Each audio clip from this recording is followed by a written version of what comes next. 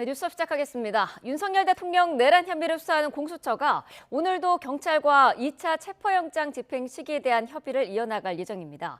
지난 집행 실패를 만회하기 위해서 구체적인 방안을 고심하고 있는데요. 현장에 취조기자 나가 있습니다. 권준수 기자. 네, 고위공직자범죄수사처입니다. 네, 먼저 공수처 분위기 전해주시죠. 네, 지금은 이곳 공수처에서 아직은 이렇다 할 움직임은 포착되지 않고 있습니다. 다만 빠른 시일 내 2차 체포영장 집행에 나설 것으로 보입니다. 공수처는 오늘도 경찰과 협의를 이어나갈 거라고 밝혔는데요. 구체적인 집행 시기는 함구하고 있습니다. 공수처와 경찰은 서울 한남동 관저 앞 지지자 등과의 충돌 가능성, 또 경호처와의 격렬한 저지를 고려해 야간이나 주말에 집행할 가능성도 열어둔 것으로 알려졌습니다. 1차 집행 때는 대통령 경호처의 강력한 저항에 막혀 실패한 만큼 이번에 집행을 막는 경호처 직원을 공무집행방해 현행범으로 체포하는 방안도 검토 중입니다. 네, 윤 대통령 측은 계속 이 영장 집행에 응할 수 없다는 입장이죠. 맞습니다. 윤 대통령 측은 여전히 공수처의 체포영장 집행엔 응할 수 없다는 입장을 고수하고 있습니다. 차라리 사전 구속영장을 청구하라며 그에 따른 법원 재판에는 응하겠다는 뜻을 밝혔는데요. 구속영장 청구와 관련해서도 공수처법상 담당 법원은 서울중앙지방법원이라며 굳이 서울 서부지방법원에서 영장을 받을 이유가 있었느냐고 비판했습니다. 이를 두고 체포영장 집행의 명분을 흔들려고 한다는 지적이 나오는데 윤 대통령 측은 공수처의 수사는 불법이라며 체포되더라도 묵비권을 행사하겠다고 강조했습니다. 네, 이번 체포영장 기한 언제까지인지는 공개가 됐습니까? 아직 공개되지 않았습니다. 공수처는 이번 체포영장의 유효기간을 설명하지 않고 있는데 1차 집행 당시에는 유효기간이 일주일이라고 공개했던 것과는 다른 모습입니다. 이미 한 차례 집행이 실패한 뒤 많은 비판이 쏟아진 만큼 수사 보완 등을 고려한 것으로 보입니다. 체포영장의 유효기간은 통상 7일, 즉 일주일이지만 판사가 인정할 경우에는 그 이상도 가능합니다.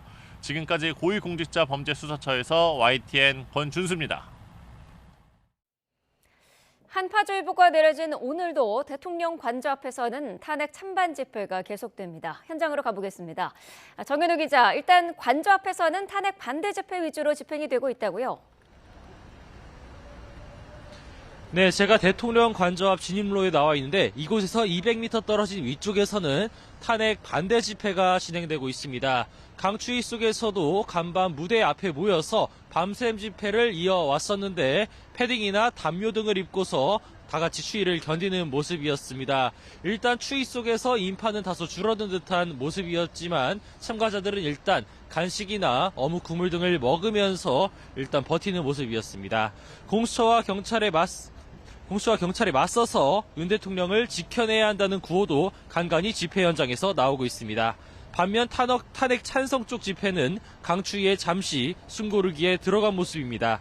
밤샘 집회까지 이어나가진 않은 탓에 일단 주변에서 찬성 집회 참가자들이 잘 보이지 않고 있습니다. 다만 조금 뒤부터 대통령 관저 아래쪽 차도에 모여서 어제처럼 집회를 이어나갈 예정입니다. 참가자들은 윤 대통령 2차 체포영장을 서둘러서 그리고 제대로 집행할 것을 촉구할 것으로 보입니다. 집회가 본격화하지 않은 탓에 어제 낮만큼 경찰 기동대의 인원이 집회 현장에 배치되진 않은 모습입니다. 다만 버스를 주차해두고 주변에 대기하면서 혹시 모를 충돌 사태 등에 대비하는 것으로 보입니다. 네, 관저 쪽 대비 상황은 어떻습니까? 네, 저희가 대통령 관저 앞 진입로를 한 차례 둘러보고 왔습니다. 일단 2차 체포영장 집행 가능성이 나오는 상황인 만큼 앞쪽 경호는 꽤나 삼엄한 것으로 보였습니다. 일단 우선 가장 바깥쪽 1차 체포영장 집행 당시 경호처가 경찰 등과 처음으로 대치했었던 관저 철문 바깥쪽에서는 여전히 버스 여러 대가 겹겹이 차벽을 형성하는 모습이었습니다. 철문 역시 차량이 출입할 때를 제외하곤 굳게 닫혀 있는 것을 확인할 수 있었습니다. 경호처는 경내 곳곳에 원형 철조망을 두르고 일부 출입문에 쇠사슬까지 돌려 출입을 막으면서 2차 체포영장 집행에 대비하고 있습니다. 이곳 진입로 쪽에는 더 위쪽 2차, 3차 저지선 상황까지 확인하긴 어렵습니다. 다만 영장제 집행 땐 경찰 형사기동대나 특수 견인차 등이 동원될 가능성도 언급되고 있는 만큼 경호처는 대비 태세를 전보다 철저히 하고 있을 것으로 보입니다. 지금까지 서울 한남동 대통령 관저 앞에서 YTN 정현우입니다. 윤석열 대통령 측은 헌재에 제출한 계엄 선포 배경 등 답변서 내용을 공개하면서 내란 혐의를 다시 한번 부인했습니다. 하지만 김용현 전 국방부 장관 등 내란 혐의 피의자들의 공소장에는 정반대의 정황이 담겼습니다. 신지원 기자가 보도합니다. 윤석열 대통령 측 변호인단은 계엄 당일 국회에 투입된 계엄군의 규모도 시간도 적다며 내란 혐의를 부인하고 있습니다. 국회는 280명의 병력밖에 가지 않은 것이고 또 무장하지 않은 병력이고, 그러나 국회에 군인이 머문 시간은 1시간에서 1시간 반. 그러나 검찰 특별수사본부가 재판에 넘긴 군 수뇌부 공소장을 보면 국회에만 특전사와 수방사 600여 명, 경찰은 1,700여 명 등 총 2,440여 명의 공권력이 투입된 것으로 나타납니다. 당시 계엄군은 국회의원들이 본회의장에 쌓아 올린 의자와 집기류에 가로막혔을 뿐 안 들어간 게 아니라는 겁니다. 검찰 공소장과 관계자 증언에 따르면 국회의원 정족수를 채우지 못하도록 윤 대통령이 직접 지시한 것으로 확인됩니다. 빨리 문을 부수고 들어가서 안에 있는 인원들을 끄집어내라. 그러나 윤 대통령 측은 이런 관계자들의 공개적인 증언조차 신빙성이 없다며 부인하고 있습니다. 또 계엄 당시 실탄을 직접 본 사람이 없다며 폭동이 아니라고도 거듭 주장했는데, 검찰 조사 결과 국회로 향한 헬기와 버스에 실린 실탄만 2천여 발이 넘고 추가 공급을 위해 준비된 실탄은 5만여 발이 넘는 것으로 확인됐습니다. 무엇보다 김용현 전 국방부 장관은 계엄 해제 요구안이 가결된 지 1시간 뒤인 지난해 12월 4일 새벽 2시 13분 선관위에 병력을 투입할 수 있는지를 거듭 확인했습니다. 이 역시 국회의 계엄 해제 요구에 순순히 따랐다는 윤 대통령 측 주장과는 정면으로 배치되는 부분입니다. YTN 신지원입니다. 더불어민주당은 윤석열 대통령이 한남동 관저에서 빠져나왔다면서 도피 의혹을 연일 제기하고 있죠. 윤 대통령 측과 여당은 윤 대통령이 현재 관저에 머물고 있다면서 의혹을 일축했습니다. 신윤정 기자입니다. 일부 유튜브 채널이 대통령 관저에서 방탄 차량이 빠져나왔다며 제기한 윤석열 대통령 도주 의혹은 지난 7일 국회 법사위를 통해 확산됐습니다.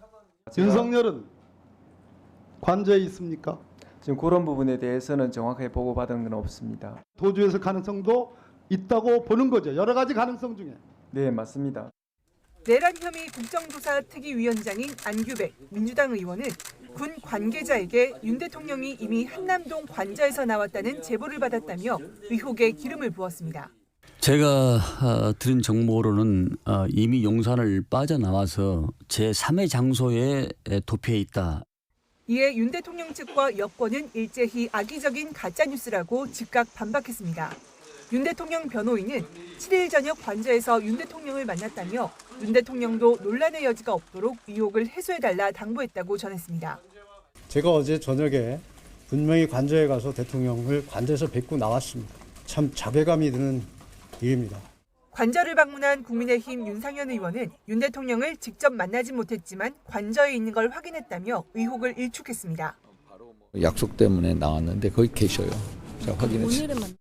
대통령실 관계자 역시 현재 관저에 있는 것으로 전해 들었다고 설명했습니다. 윤 대통령이 지난달 14일 이후 관저에서 모습을 드러내지 않은 게 도피설의 화근이 된 셈인데, 윤 대통령의 정확한 소재는 이르면 체포영장 재집행 때 확인 가능할 것으로 보입니다. YTN 신윤정입니다. 내란의 일반 특검법과 김건희 여사 특검법, 이른바 쌍특검법이 제2표결에서 부결됐습니다. 야당은 즉각 특검법을 수정해 재발의하겠다고 밝혔는데 여당이 응한다면 협상에 물꼬를 틀 수 있을 거란 전망도 나옵니다. 이준엽 기자입니다. 내란 특검법과 김건희 여사 특검법이 재표결에서 의결 정족수 200표에 각각 2표, 4표씩 모자라 부결됐습니다. 총 투표수 300표 중 가 196표, 부 103표, 무효 1표로서 부결되었음을 선포합니다. 통과를 위해서는 여권의 8표 이상 이탈이 필수적인 상황에서 국민의힘은 의원총회에서 기존 표결에서의 부결 당론을 유지했습니다. 야권에서만 특검 후보를 추천하는 방식은 위헌적이라는 이유에서입니다.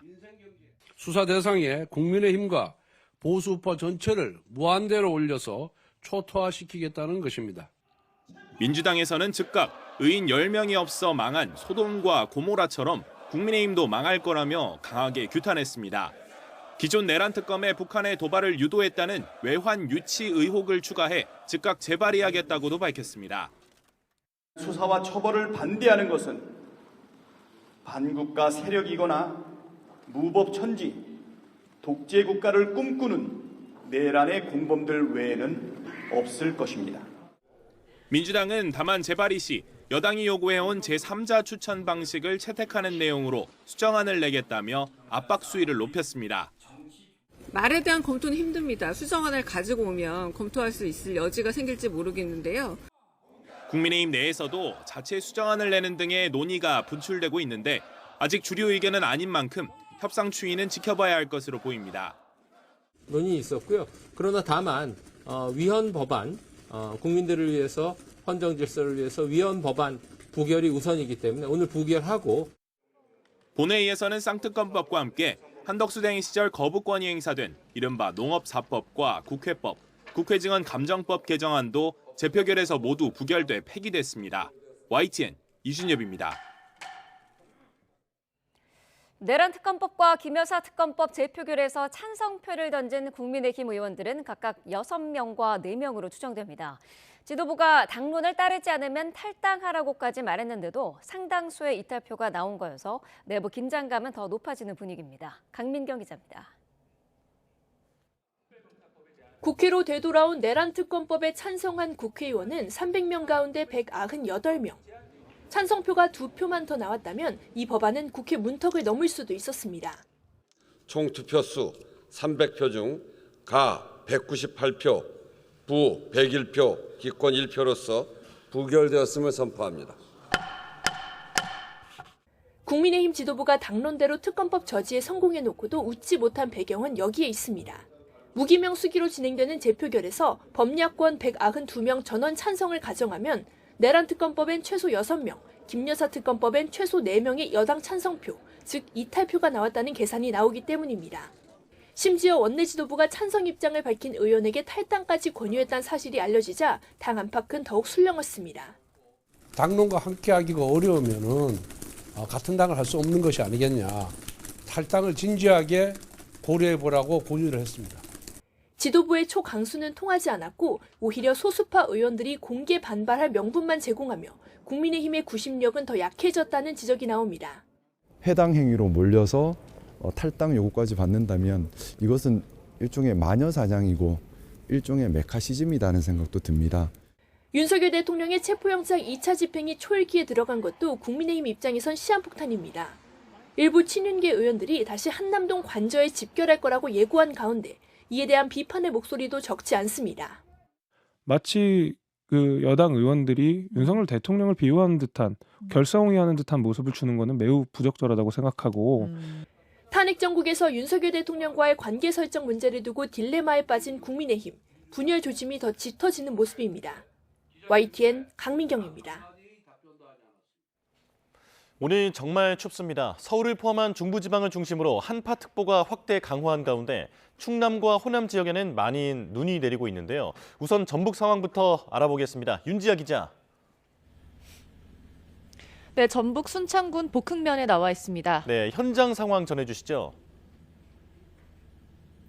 보시는 것처럼 눈이 많이 쌓여 있습니다. 현재 이곳의 온도는 영하 14도인데요. 가만히 있어도 몸이 떨리고 코끝이 시려울 정도로 강한 찬바람이 몰아치고 있습니다. 밤사이 내린 눈으로 도로가 꽁꽁 얼어붙어서 사건 사고가 잇따랐습니다.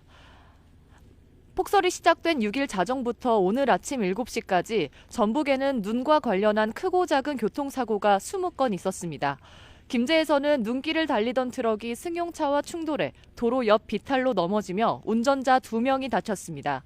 부안에서도 눈길에 미끄러진 승용차가 조경석을 들이받아 60대 운전자가 병원으로 옮겨졌습니다. 군산에서는 쌓인 눈과 강풍 탓에 간판이 도로로 떨어졌는데 다친 사람은 없었습니다. 전주에서는 술에 취한 채로 눈길을 달리던 음주 운전자의 차량이 인도로 올라선 뒤 불이 붙는 사고가 났습니다. 내일까지 전라권에 많은 눈이 올 것으로 예상되는데요. 그저께 아침부터 오늘 아침 7시까지 누적 적설량은 무주 덕유산이 22.3cm, 순창 복흥면이 21.5cm, 임실 신덕면이 13.1cm로 집계됐습니다. 눈 예보는 계속 있습니다. 기상청은 내일까지 전북 지역에 최대 15cm의 눈이, 전북 서해안과 남부 내륙 인근은 20cm의 눈이 더 내릴 것으로 보고 있습니다. 전남은 최대 10cm의 눈이 더 쌓일 예정인데요. 광주 전남 북부에는 15cm 이상의 눈이 올 것으로 예상됩니다. 현재 전북 전체와 나주, 담양 등 전남 상당수 지역에 대설주의보가 내려져 있습니다. 익산과 완주, 진안, 무주, 장수에는 현재 한파주의보가 발령됐습니다. 지금까지 전북 순창에서 YTN 윤지아입니다.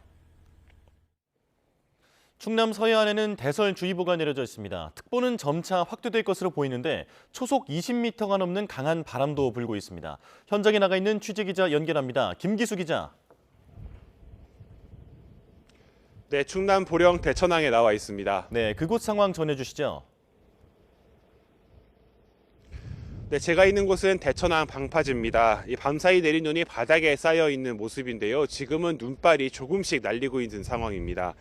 네, 충남 보령과 서천, 태안 등 5개 시군엔 대설주의보가 발효 중입니다. 또 충남 공주, 논산, 부여 등 6개 시군엔 대설 예비특보가 내려졌습니다. 어제부터 내린 눈으로 충남 계룡산엔 14.7cm, 서천 춘장대 11.7cm, 세종 천인은 9.4cm의 적설량을 기록하고 있습니다. 기온도 내려가면서 충남 천안과 아산 등 내륙 지역을 중심으로 한파주의보가 발효됐습니다. 올 겨울 들어 가장 낮은 기온이 예상되는데 계룡산은 영하 16도, 세종 전인은 영하 13.8도를 기록하고 있습니다. 충남 소방은 밤사이 고드름 제거나 제설 작업 요청 등 3건의 신고가 있었지만 별도의 인명피해는 없었다고 설명했습니다. 기상청은 오늘 충남 지역에 5에서 10cm, 많은 곳은 15cm 이상의 눈이 내릴 것으로 예상했습니다. 네, 눈도 눈인데 강한 바람이 불고 있다고요? 네, 그렇습니다. 제가 중계를 위해 이곳에 왔을 때부터 강한 바람이 불고 있습니다. 이 가만히 서 있기도 힘들 정도로 살을 애는 듯한 기운이 느껴지는데요. 충남 서해안을 중심으로는 강풍주의보가 내려진 상황입니다. 곳에 따라선 순간 초속 20m의 강한 바람이 부는 곳도 있겠습니다. 최대 순간 풍속은 충남 태안에선 초속 23.7m, 보령 대천항은 23.1m, 서천 충장대는 21m를 기록했습니다. 이곳 충남 앞바다에는 풍랑주의보도 내려졌는데요. 물결이 1m에서 4.5m까지 높게 일 것으로 보입니다. 행정안전부는 충청권 등의 대설특보가 발효되면서 중앙재난안전대책본부 1단계를 가동하고 대설위기경보 수준을 관심에서 주의로 상향했습니다.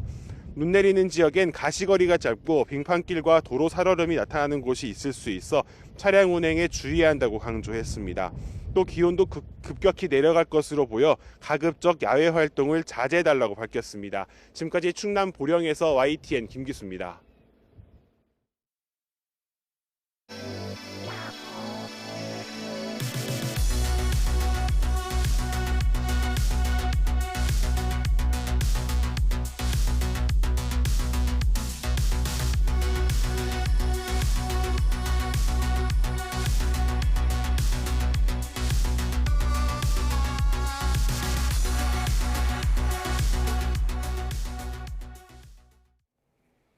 지금 미국에서는 우리 기업들이 참가한 세계 최대 IT 전자기술 전시회 CES가 열리고 있습니다. 국내 4대 그룹 총수 가운데 유일하게 최태원 SK그룹 회장이 직접 전시장을 찾았는데요. 현재 취재기자 나가 있습니다. 최하영 기자. 네, 미국 라스베이거스 컨벤션 센터입니다. 네, 최태원 회장이 젠슨 왕 엔비디아 CEO를 직접 만날지 관심이 모였는데 만났다고 합니까? 네, 만났습니다. 최태원 SK그룹 회장은 오늘 젠슨황 엔비디아 최고 경영자와 만나 얘기를 나눴다고 밝혔습니다. 최 회장은 조금 전 SK 전 시장을 방문한 뒤 기자간담회를 열었는데요. 이 젠슨황과 어떤 이야기를 나눴느냐는 기자들 질문에 최근 젠슨황이 발표한 물리적 AI에 대한 의견을 교환했다고 말했습니다. 이어 무엇을 구체화할지는 얘기하지 않았지만 함께 해보면 좋겠다, 논의해보자는 얘기를 했다고 전했습니다. 또 엔비디아에 공급하고 있는 고대역폭 메모리 HBM과 관련해선 그동안은 엔비디아의 개발 속도에 뒤처져 있었지만 최근엔 엔비디아의 요구를 조금 넘었다고 밝혔습니다. 그러면서 이제는 반대의 약간의 역전 형태가 일어나기 시작했다고 덧붙였는데요. 최 회장은 CES 전 시장을 둘러본 소감에 인공지능이 모든 곳에 들어오기 시작했고 인공지능이 로봇이나 기기에 들어가는 것이 일상화, 상식화됐다는 것을 확인한 자리였다고 말했습니다. 최 회장은 국내 4대 그룹 가운데 유일하게 CES 전 시장을 찾은 총수입니다. 또 대한상공회의소 회장을 맡고 있기도 한데요. 지난 2023년부터 올해까지 3년 연속 CES를 방문했습니다. 네, CES가 개막한 지 오늘로 이틀째입니다. 구름 관중이 몰려들고 있다고요? 네, 제 뒤로 보이는 것처럼요. 전시장마다 정말 문전성시입니다. 그도 그럴 것이 제가 전시장을 쭉 둘러보니까 신기한 기술이 참 많습니다. 저는 오늘 로봇을 중심으로 전시장을 둘러봤는데요. 이 사람의 말을 기가 막히게 알아듣고 답변하거나 행동하는 귀여운 인공지능 로봇도 있었고요. 인형처럼 생겼는데 마치 집사처럼 집안 곳곳을 챙겨주는 로봇도 있었습니다.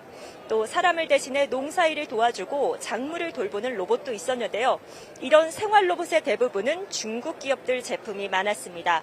삼성전자와 LG전자도 올해 인공지능 집사 로봇을 출시하기로 했습니다. 특히 한종희 삼성전자 대표이사 부회장은 로봇 사업을 강조하면서 휴머노이드까지 갈 계획이라고 밝히기도 했습니다. 로봇공학의 챗 GPT 시대가 왔다는 젠슨황의 CES 기조연설로 로봇에 대한 관심은 더욱 커지고 있습니다. 미국 라스베이거스에서 YTN 최하영입니다. 네, 이번에는 전국 상황 자세히 짚어보도록 하겠습니다. 이창근 국민의힘 하남을 당협위원장, 이동학 전 더불어민주당 최고위원과 함께하겠습니다. 어서 오십시오. 안녕하세요. 네. 자, 한남동 관저앞 대통령 체포를 앞두고 전운이 고조되고 있습니다. 공조본과 경호처 양측이 일단 단단히 준비를 하고 있는 것 같아요. 아무래도 이번에는 사실은 속도보다는 이번에 제대로 집행하는 게 중요합니다. 네. 지금 대통령이 스스로 불법적인 계엄, 위헌적인 계엄을 하고 난 뒤에 조사기관에서 제대로 조사도 받지 않으면서 저렇게 경호처를 통해서 자신의 요새를 만들고 무장한 채로 저렇게 항전을 할 것이라고는 도저히 아무도 상상하지 못했을 겁니다. 그리고 1차 때 들어갔을 때 이미 실패를 했었기 때문에 네. 국민의 공분도 굉장히 높아져 있는 상황입니다. 그래서 이번에는 제대로 일어날 수 있는 시나리오에 대한 대응책 이런 것들을 다 마련해서 그리고 특히나 이번 영장에는 아마도 야간에도 집행이 가능한 것이다. 이런 것들은 이제 포함되어 있는 것으로 알고 있는데 네. 그런 것들을 포함해서 적절한 대응책을 다 준비해서 이번에는 성공했으면 좋겠다. 이런 말씀드립니다. 야간 집행 가능성까지 포함을 해서 기습적으로 할 가능성이 있다고 보십니까?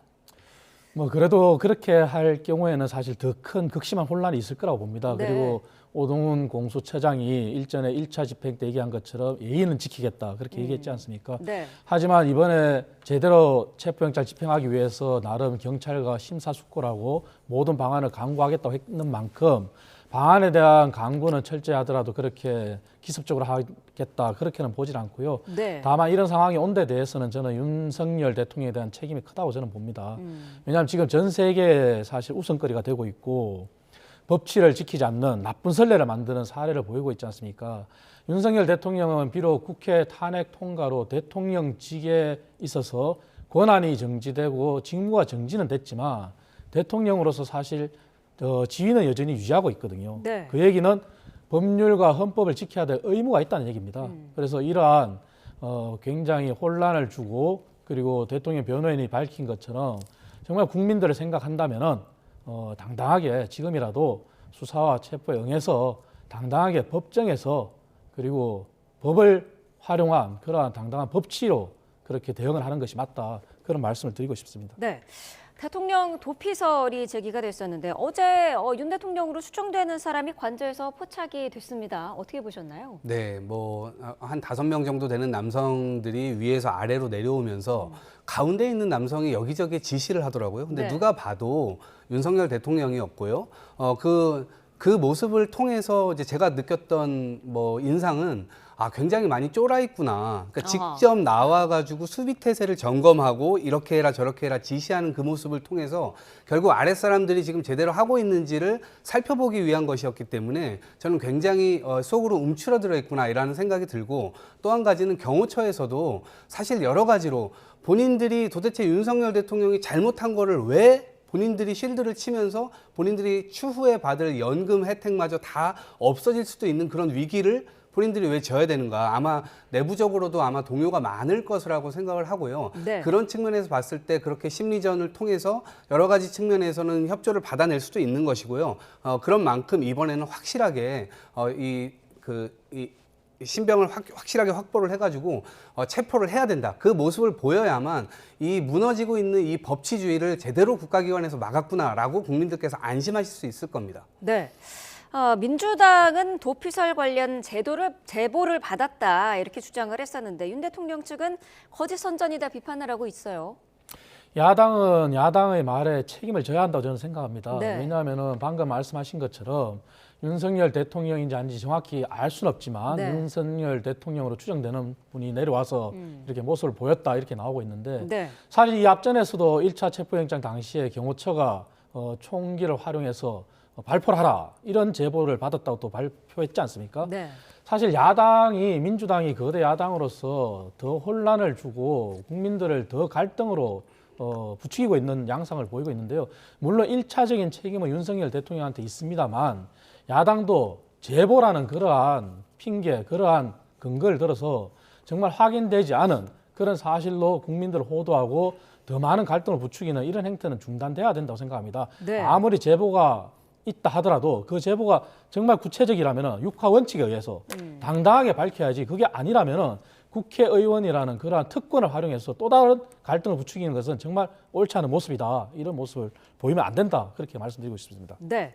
어제 윤석열 대통령 측이 입장을 밝혔습니다. 기소하거나 구속영장을 청구하면 재판에 응하겠다라고 말했는데 체포영장은 불법이기 때문에 따를 수 없다라는 기존 입장을 재확인한 걸로 봐야겠죠. 그렇죠. 근데 사실 대통령 측의 변호인도 지금은 굉장히 이제는 변명에 변명을 하다 보니 모순된 변명을 하고 있다. 이렇게 봐집니다. 네. 왜냐하면 대통령 변호인 측에서 지금은 오히려 법원과 수사기관 그리고 영장에 대해서 쇼핑을 하고 있는 그러한 모습이거든요. 하나만 짚어본다면은 체포와 관련해서 체포영장에는 응하지 않는다 그랬어요. 네. 근데 그 체포영장의 주체가 공수처라서 안 된다 그랬어요.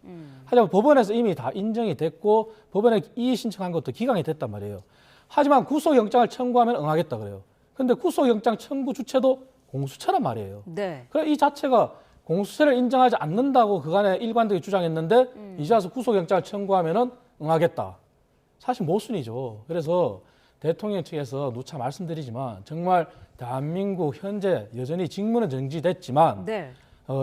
대통령을 지위를 유지하고 있는 상황에서는 법률과 헌법에 의한 책임을 다하기를 바라고요. 네. 그리고 무엇보다도 대통령이 국민들을 혼란에 더더욱 빠뜨리면 안 되거든요. 그런데 지금 2차 체포영장을 앞두고 정말 유혈 사태 이런 얘기도 우려가 되지 않습니까? 네. 그래서 그런 부분들을 주지하고 대통령 변호인 측에서도 대통령을 변호하는 것은 당연한 의무고 당연한 책임이라고 봅니다만 본인들의 그러한 해명이 지금 나온 것 자체가 모순된다면은 과연 여기에 누가 찬성하겠습니까? 네.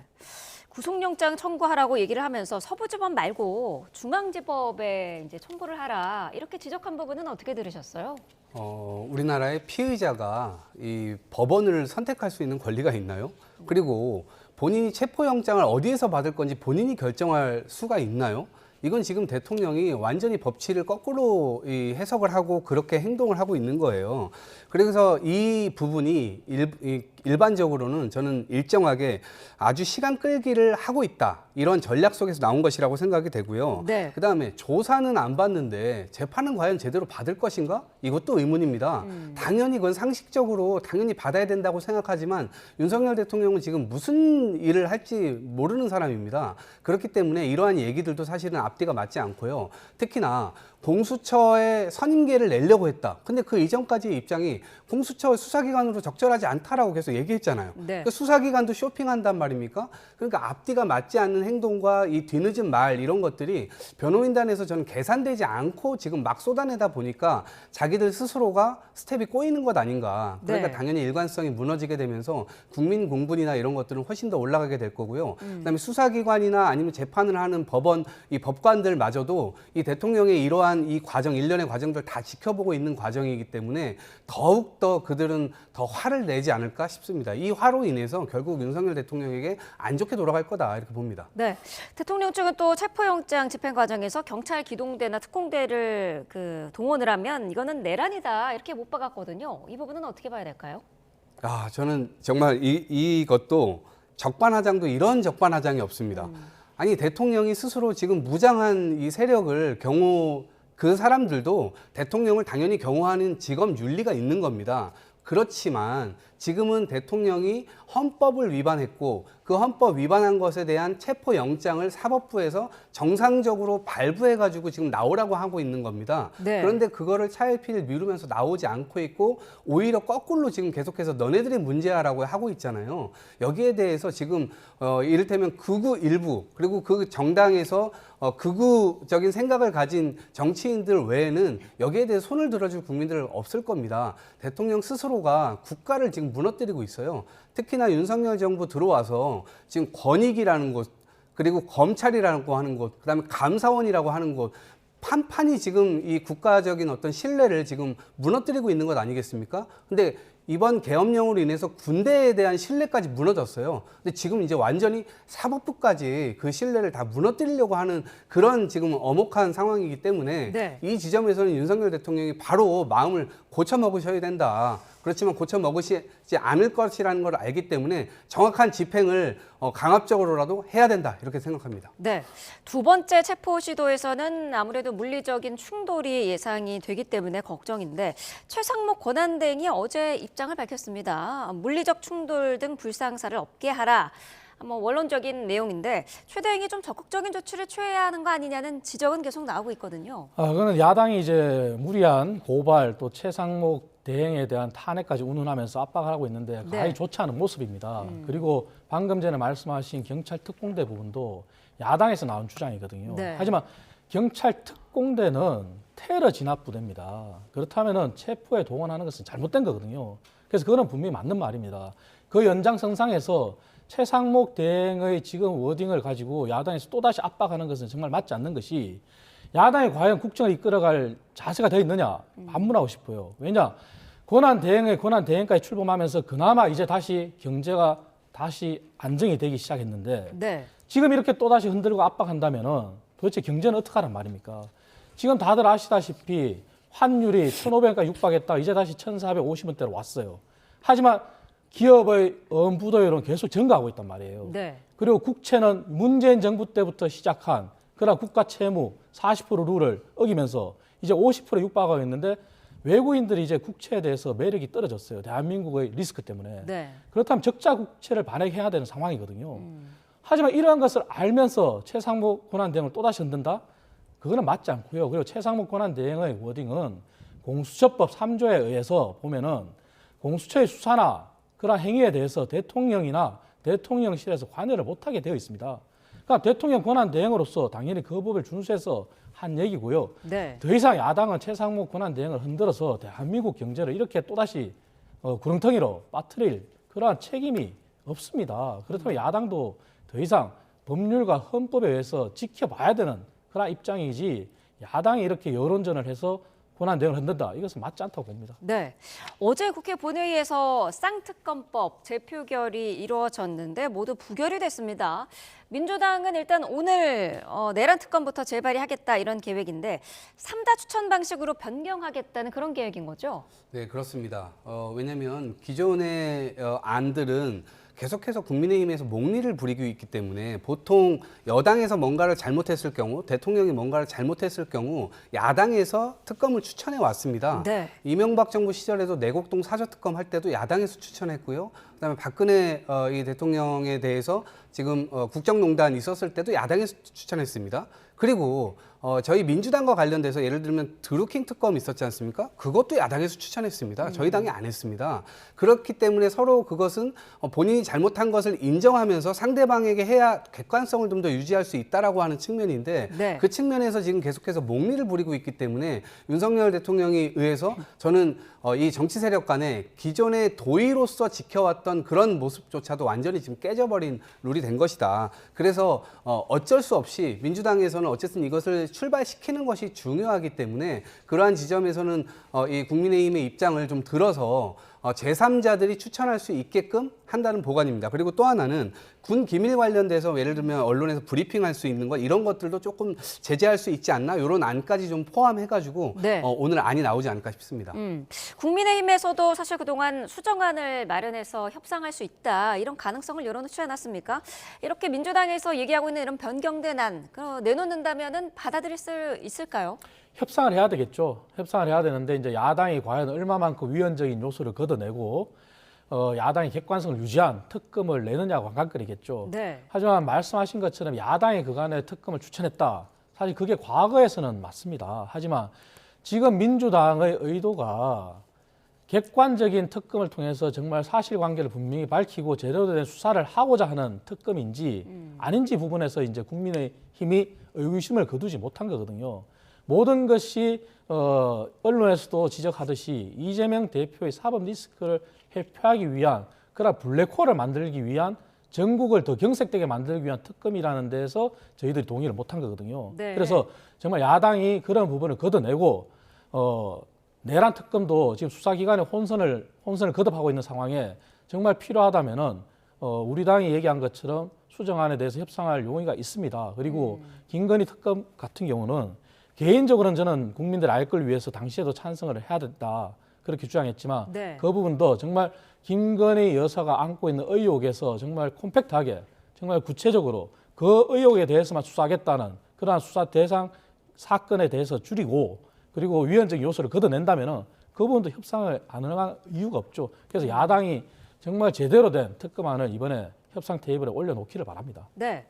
지금 여당에서는 이탈표 문제로 좀 시끄러운 그런 상황입니다. 권성동 원내대표가 김상옥 의원을 찾아갔더라고요. 그래서 뭐 찬성할 거면은 탈당해라 이렇게 말했다고 하던데 어떤 의도에서 이런 이야기를 한 걸로 보시나요? 뭐 저는 액면 그대로 있는 그대로 지금 받아들이고 있습니다. 네. 하지만 사실 그 행태가 국민들이 보기에는 좋지 않다는 게 개인적인 생각입니다. 네. 왜냐하면은 우리 당이 그간 민주당에 대한 문제점을 지적할 때 정당은 다양성이다 주장을 했었거든요. 그래서 이재명 대표의 완전히 구속된 1인 천하의 정당이 맞지 않다 이렇게 저희가 주장을 했었는데 네. 그 모습을 저희 당이 지금 재현하고 있거든요. 그래서 다양한 의견이 있는 거는 민주정당이 살아있다는 얘기고 그 당내에 지금 나아가야 될 방향은 저는 미래라고 생각합니다. 미래를 향해서 나아가야지. 그렇다면은 지금 일부 친윤 의원들 중심으로 한 40여 명이 계엄을 옹호하고 대통령을 지키는 듯한 모습을 보이고 있는데 그 부분도 그분들의 생각일 수 있습니다. 하지만 다른 분들의 생각도 존중을 받아야 되거든요. 네. 그렇다면 권영세 비대위원장이 주장한 것처럼 이 모든 것을 아우러서 통합을 해서 미래로 나아가야 되는 방향이 뭐냐. 그것은 결국은 이제 더 이상 윤석열 대통령과 김건희 여사에 대해서는 헌법과 법률에 맡기고 당은 오직 민생만 생각해서 미래를 나아가고 다양성을 존중해야 된다고 저는 생각합니다. 네, 고 원내대표가 또 이런 얘기를 했더라고요. 민주당은 당론을 정하면 한 사람의 이탈표 없이 단일 대우를 형성한다. 그런 점은 민주당을 본받자 이렇게 얘기를 했다고 하는데 민주당은 어제 그런 이탈표 상황에 대해서 의원의 표결권을 침해한 거다 이렇게 얘기를 하고 있어요. 그럴 수밖에 없죠. 민주당이 똘똘 뭉치는 것을 마치 뭐 잘못된 것처럼 이야기를 하시는데 대의와 명분이 있을 땐 당연히 똘똘 뭉치는 겁니다. 겁니다. 그런데 지금 대의와 명분이 국민의힘에는 없기 때문에 저렇게 협박을 해도 지난번엔 5표의 어떤 이탈표가 나왔지만 6표가 나오지 않았습니까? 네. 근데 앞으로는 전 더 늘어날 수도 있다고 봅니다. 특히 권성동 원내대표의 경우는 지금 며칠 전에 헌법재판소까지 찾아가가지고 재판 일정에 대해서 이러쿵저러쿵 벌써 이틀이나 찾아가가지고 압력을 넣었다는 거 아닙니까? 그런 보도를 봤는데 이렇게 하는 건 굉장히 부적절하죠. 저는 지금 대통령도 검사, 그다음에 당대표도 검사, 원내대표도 검사, 이 검사 정당으로 가고 있다. 그래서 이러한 협박이 아무렇지도 않게 그냥 되고 있는 겁니다. 네. 이게 민주정당으로서 일어나서는 안 될 일들이 버젓이 그냥 일어나고 있는 이 문제에 대해서는 당연히 보수가 다시 한번 좀 되새겨봐야 될 지점이라고 생각합니다. 네. 민주당이 지금 권성동 대표하고 원내 지도부가 헌법재판소를 찾아간 걸 가지고 협박이라 그러시는데요. 민주당이 헌법재판소를 향해서 법원을 향해서 지금까지 한 행동에 대해서 되돌아본다면은 그것은 그렇게 말씀 못 하실 겁니다. 국회의원으로서 입법부로서 할 수 있는 얘기는 해야 되는 거거든요. 다만 그것이 협박으로 들렸다면 민주당의 인식이 본인들이 그렇게 했기 때문에 그렇게 보는 겁니다. 당연히 국회의원들로서의 얘기는 할 수 있는 것이고요. 그 헌재가 거기에 대해서 반박을 했습니다. 헌재는 헌재 일정대로 가겠다. 의견 개진과 협박 이것은 굉장히 큰 차이가 있습니다. 그러면 민주당도 더 이상 헌법과 법률에 맡기면 되는 거지 민주당이 지금 최상목 권한대행을 압박하고 행정부를 압박하고 사법부를 압박하는 행동은 그것도 옳지 않습니다. 그래서 민주당도 비판을 하려면 본인들부터 자성을 하고 비판했으면 좋겠습니다. 어제 일단 김상욱 의원은 탈당 계획이 없다 이렇게 공개적으로 밝혔는데 혹시 뭐 탈당을 고민을 하고 있거나 지도부 압박에 불만이 있는 의원도 있을까요? 당내 분위기는 어떻습니까? 지금 뭐 소장파라고 이제 한때 나왔지 않습니까? 네. 모두들 그간에 이제 주장을 하다가 조금 소강 상태로 들어갔지만 그래도 일부 의원들은 개인적인 의견을 언론을 통해서 공개적으로 계속 얘기를 하고 있습니다. 네. 그렇기 때문에 김상욱 의원도 이제 탈당을 하지 않겠다 했는데 누차 말씀드리지만 민주정당은 다양성입니다. 그 다양성 안에 함께 힘을 모아서 민주당의 정권을 내어주지 않기 위해서라면은 그리고 지금 윤석열 대통령을 지키겠다 이런 분들도 하나의 이유에서 출발하지 않습니까? 이재명 대표가 대통령이 돼서는 안 된다. 민주당이 정권을 잡아서는 안 된다. 그런 논리라면은 왜 우리 당이 국민을 향해서 나아가야 되는지 거기에 대해서 초점을 맞춘다면 함께 미래를 설계할 수 있을 거라고 생각합니다. 그래서 당내의 다양한 소장파의 의견들도 이제는 활발하게 더 개진돼서 다양성의 원리 하에 당이 미래를 향해서 나아가기를 바랍니다. 네, 여야가 첨예하게 대립하고 있는 부분 가운데 하나가 또 그 내란죄 철회 문제인데 윤 대통령은 이 내란죄 철회 문제가 정리가 되면은 뭐 재판에 출석을 하겠다 이렇게 밝히지 않았습니까? 이거 여야가 합의할 가능성, 어떤 의견 접근을 이룰 가능성이 있다고 보시나요? 정리될 문제가 아니라고 봅니다. 네. 이게 왜 정리가 돼야 되죠? 내란 행위를 한 것은 분명한 사실이고요. 지금 이 소추 의견서 자체가 수정된 게 아무것도 없습니다. 수정됐다라고 하면 뭔가 진짜 국민의힘에서 얘기하는 게 맞을 수 있겠지만 지금 수정된 게 아무것도 없고 오히려 그냥 꼬투리를 잡아서 이렇게 얘기를 하는 거란 말이에요. 그렇기 때문에 여기에 질질 끌려다닐 이유가 없고요. 특히나 이것에 대한 판단은 헌법재판소가 본인들이 한다고 했지 않습니까? 네. 여당에서 야당에서 왈가왈부한다고 해서 헌법재판소에서 이 부분에 대해서 받아들여질 것 같지도 않습니다. 그렇기 때문에 지금 달라진 사안은 전혀 없고 헌법적으로 위반이 있냐 없냐 이 부분만 딱 판단을 하면 되는 것이기 때문에 문제는 굉장히 심플하다 이렇게 봅니다. 네, 국민의힘 상황은 어떻습니까? 저 부분과 관련해서 사실관계를 명확히 짚어야 되는데요. 네. 민주당이 자꾸 주장하는 두 사안이 틀리지 않다, 다 같다고 주장하는 게 잘못된 게 먼저 내란죄가 형법상의 내란죄다 하는 부분은 법률상의 다툼입니다.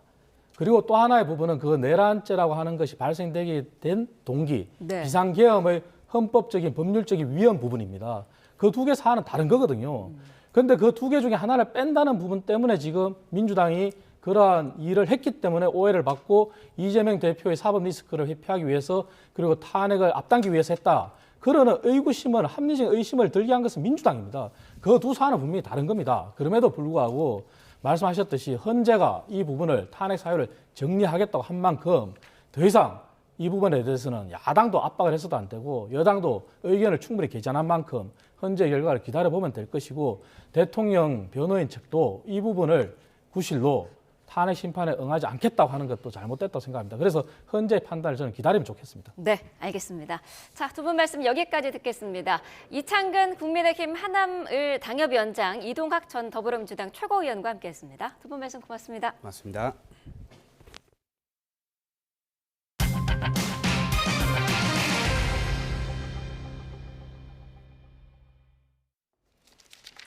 네, 경찰은 박종준 경호처장 등 입건된 경호처 고위 간부들에게 잇따라 출석을 요구하고 있습니다. 경찰은 이들이 3차 출석 요구까지 불응할 경우 체포영장 신청을 검토할 것으로 보입니다. 양동훈 기자입니다. 경찰 특별수사단의 2차례 출석 요구를 거부한 박종준 경호처장에 이어 김성훈 경호처 차장도 경찰의 2차 소환 통보에 응하지 않았습니다. 이광우 경호본부장, 이진아 경비안전본부장 역시 경찰 소환에 불응했습니다. 윤석열 대통령에 대한 체포영장 집행을 방해한 혐의로 입건된 경호처 고위 간부 4명 모두 경찰 출석을 거부하고 있는 겁니다. 박 처장과 김 차장에 대해서는 3차 출석 요구서가 발송됐습니다. 박 처장의 경우 출석 시한으로 제시된 10일 오전 10시가 분수령이 될 전망입니다. 일반적인 경우에 비춰볼 때 경찰은 박 처장이 3차 출석 요구까지 불응하면 체포영장을 신청할 가능성이 커 보입니다.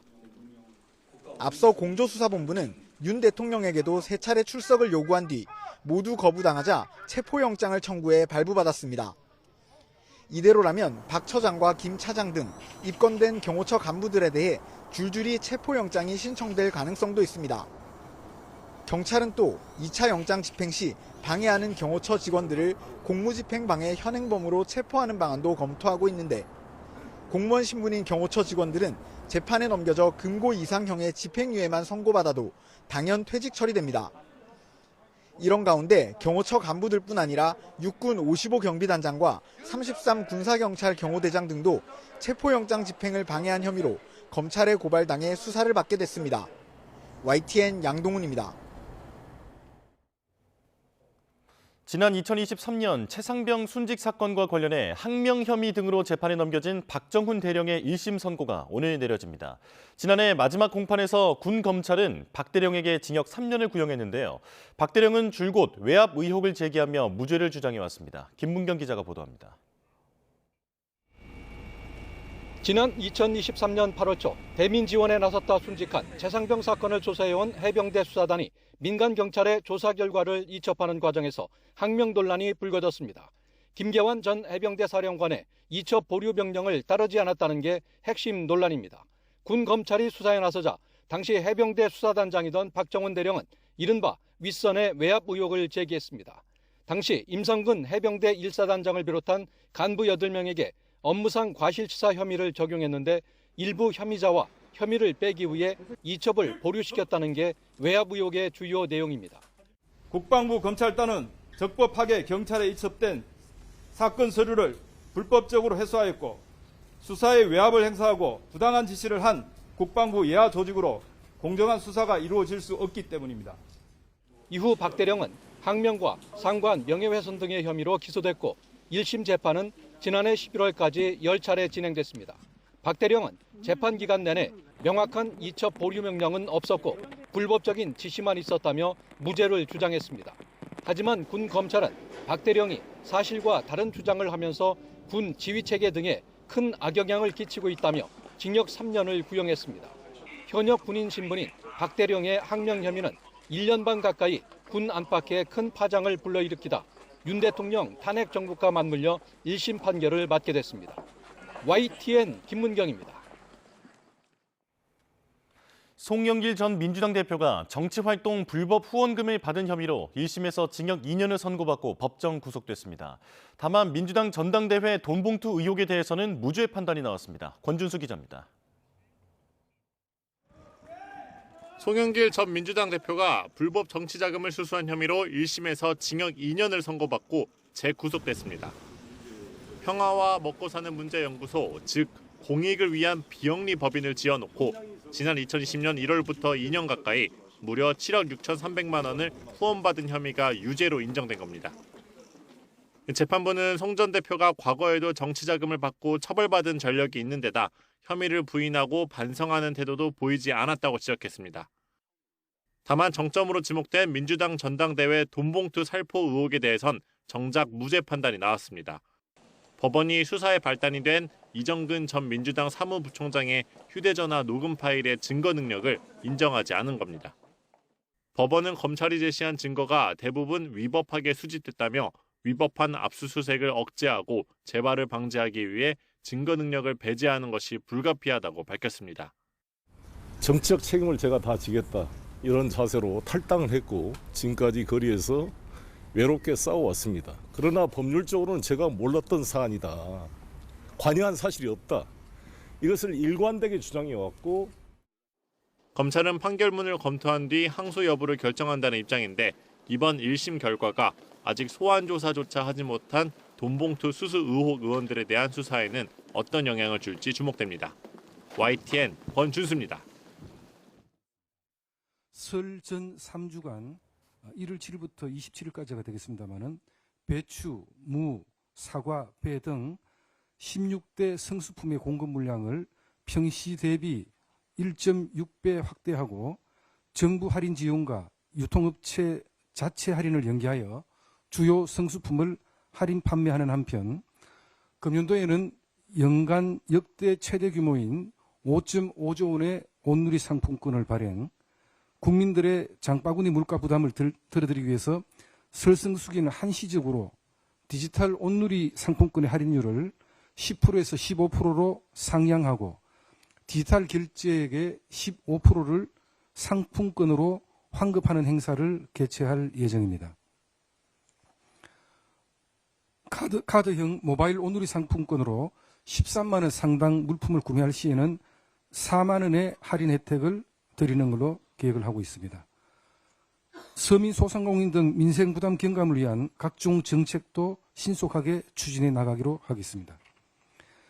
역대 최대 11조 원 규모의 서민 정책 금융 및 소상공인 기보형 전환 보정 2조 원 신규 공급을 1월부터 지원하고 영세 소상공인 배달비, 택배비 연간 최대 30만 원을 지원하고 폐업 지원금 사업도 다음 달부터 신속히 추진하기로 하였습니다. 설을 앞두고 전통시장 상인 대상으로 총 50억 원의 성수품 구매 대금을 지원하는 한편 수출 중소기업, 영세 사업자 등 대상으로 법인세, 부가세, 관세 환급금을 조기에 지급할 예정이며 또한 저소득 중증장애인 근로자 13,000명에 대한 월 7만 원의 교통비를 조기 지급하여 생계비 부담을 경감하도록 하겠습니다. 하도급 대금이 조기 지급될 수 있도록 불공정 하도급 신고센터를 전국 5개 권역에 10개소를 설치 운영하고 체불 근로자 대지급금을 기존 처리기간 14일에서 7일로 단축 지원하는 등 현장 애로를 신속히 해소해 나가기로 하였습니다. 관련 입법인 노동약자 지원법, 조세특례 제한법 등도 국회에서 신속히 통과될 수 있도록 노력하겠습니다. 한편 당정은 국민휴식 지원과 내수 회복을 뒷받침하기 위해 1월 27일을 임시 공휴일 지정하기로 한 데 이어서 비수도권 숙박 쿠폰 최대 3만 원입니다. 100만 장을 신규 배포하고 코리아 그랜드 세일을 시작으로 릴레이 이벤트를 개최하기로 하였습니다. 설 연휴 기간 동안은 지역 관광을 활성화하고 국민들의 편안한 귀성 귀경길 지원을 위해 1월 27일부터 31일까지 KTX, SRT 역귀성 할인 30 내지 40%를 제공하고 지자체, 공공기관 주차장 개방 등 교통 편의를 제공하는 한편 궁, 능, 각종 유적지를 무료 개방하고 문화체험 행사 등 다양한 프로그램을 제공하기로 하였습니다. 또한 중소기업 근로자 15만 명에게 총 40만 원의 국내 여행 경비를 지원하여 국내 관광 촉진 및 소비 분위기를 조성하도록 하겠습니다. 당정은 근본 설 연휴 동안 도로, 항공, 철도, 선박 등 각종 교통수단을 중심으로 안전관리에 각별한 주의를 기울이도록 하겠습니다.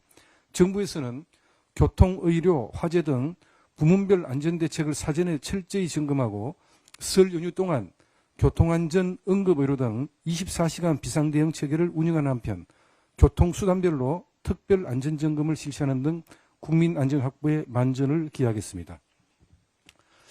참고로 16일쯤 예정하고 있는데 설 연휴 대비 응급의료 체계 점검, 그다음 최근에 각종 호흡기 전염병이 확산되는 등에 대한 당정 협의를 계획하고 있다는 말씀도 참고로 드리겠습니다.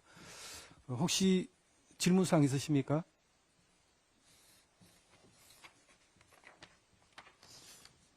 예, 마무리할까요? 예, 수고하셨습니다. 네, 정부와 국민의힘의 고위당정협의회 회의가 오늘도 열렸는데요. 브리핑 내용 잠깐 정리해 보겠습니다. 자, 설 명절을 앞두고 물가 대책을 내놨는데 배추 등 16대 주요 설 성수품 할인 지원 등 수급 지원에 최선을 다하겠다고 밝혔습니다. 자, 그리고 5조 5천억 원 규모의 온누리 상품권을 지원하고 15% 환급 행사도 진행하기로 했습니다. 자, 영세 소상공인의 배달비 부담도 연간 최대 30만 원까지 지원하기로 했고요. 전통시장 상인을 대상으로는 총 50억 원 성수품 구매 대금을 지원하기로 했습니다. 자, 그리고 비수도권 숙박시설에서 이용할 수 있는 쿠폰 100만 장을 신규로 배포하기로 했다라고 하는 정책도 내놨습니다. 자세한 소식은 이어지는 뉴스에서 전해드리겠습니다. 지방선거 공천을 대가로 억대 금품을 수수한 혐의를 받는 건진법사 전성배 씨가 다시 구속영장 실질 심사를 받습니다. 서울 남부지방법원은 오늘 오후 2시 전 씨의 구속 전 피의자 신문을 진행합니다. 전 씨는 지난 2018년 지방선거 당시 경북 영천시장 자유한국당 공천을 약속하고 한 예비 후보로부터 1억 5천만 원 상당의 금품을 받은 혐의를 받습니다. 종교적 지위를 이용해 여신도를 세뇌하고 성폭행한 혐의를 받는 JMS 총재 정명석의 대법원 선고가 오늘 이뤄집니다. 대법원은 오늘 오전 10시 10분부터 준강간 등 혐의를 받는 정 씨의 상고심 선고 기일을 진행합니다. 정 씨는 지난 2018년부터 3년여 동안 충남 금산군에 있는 JMS 수련원에서 외국 국적 여신도 2명을 23차례 성폭행하고 한국인 여신도 1명도 추행한 혐의를 받습니다. 전남 순천 도심에서 길을 걷던 10대 여학생을 흉기로 살해한 박대성의 1심 선고 공판이 오늘 오전 광주지방법원 순천지원에서 열립니다. 박 씨는 지난해 9월 26일 새벽 순천 도심길에서 10대 여학생을 800m 뒤쫓아가 흉기로 찌르고 도주한 뒤 2시간 20여 분 만에 경찰에 붙잡혔습니다. 검찰은 박 씨가 반성하지 않고 재범 위험성이 높아 사회에서 영원한 격리가 필요하다며 사형을 선고해달라고 재판부에 요청했습니다. 대한의사협회 신임 회장에 김태구 전국광역시도 의사협의회장이 선출됐습니다. 그제부터 어제까지 이틀간 진행된 결선 투표에서 김태구 후보는 60.38%를 득표해 39.62%를 얻은 주수호 후보를 제치고 당선됐습니다. 김 신임 회장은 당선 직후 대통령이 권위 상태인 만큼 대통령 직속 의료개혁 특위 논의와 정부의 의료개혁 2차 실행 방안 발표 등을 모두 중단해야 한다고 밝혔습니다.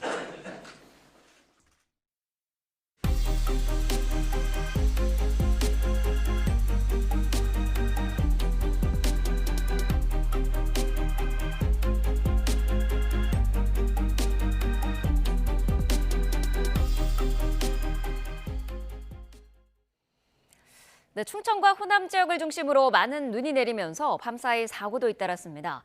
눈길을 달리던 차량이 미끄러지고 상가 간판이 떨어졌다는 신고가 곳곳에서 접수됐습니다. 이현정 기자입니다.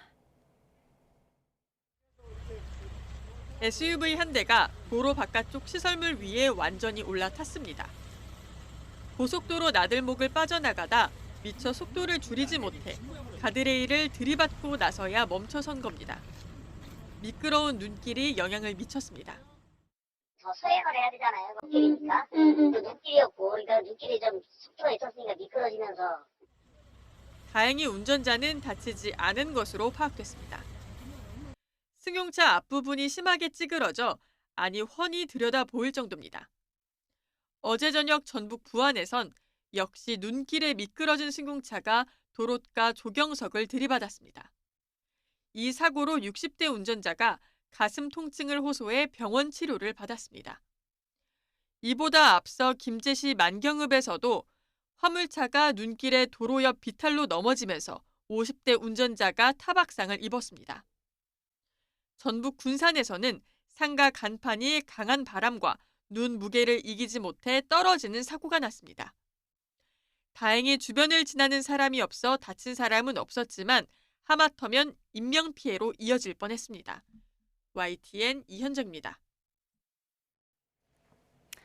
네, 서울에 올겨울 첫 한파특보가 내려진 가운데 오늘은 한파가 절정에 달합니다. 서해안에는 많은 눈이 며칠째 이어지고 있는데요. 한파와 눈 언제까지 이어질지 공항진 YTN 재난자문위원과 함께 알아보도록 하겠습니다. 자, 위원님 안녕하십니까? 네, 안녕하세요. 네, 자, 오늘 아침 출근길 정말 추운데요. 기온이 얼마나 떨어진 걸까요? 오늘 아침 정신이 번쩍 들 정도로 춥습니다. 서울 지방의 8시 현재 기온이 영하 10.1도예요. 그러니까 올겨울 들어서 영하 10도 이하로 떨어진 적이 없었는데 오늘 처음으로 영하 10도 이하로 내려갔고요. 바람이 불고 있어서 체감 온도는 영하 16.5도까지 떨어졌습니다. 또 춘천의 북쪽이죠.